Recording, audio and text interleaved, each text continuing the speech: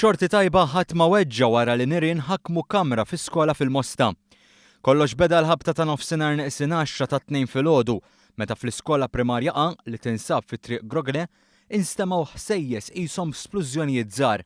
Immedjatament l-iskola kienet evakwata hekk kif fiha kien hemm tfal żgħar li kienu qed jattendu l-klabb 316 u skola sajf flimkien mal-għalliema u l-kumplament tal-istaff.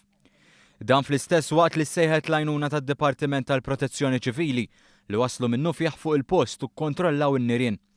Ir-riżulta li l-esplużjoni seħħet fil-maħżen tal-iskola bil-konsegwenza li xi materjal li kien hemm inħakem min-nirien. Filwaqt li ħadd ma weġġa' tifla ta' 10 snin ittieħdet l-isptar Mater Dei minħabba t-tħaħen li belet u għax kienet qed issofri minn xokk. Min informazzjoni li kiseb One News minn fuq il-post jidher li l-iskola tista' tintuża minn għada stess hekk kif il-periklu kien eliminat kompletament. Fuq il-post kien hemm ukoll is-Segretarju Permanenti fih dan il-Ministeru tal-Edukazzjoni Frank Fabri.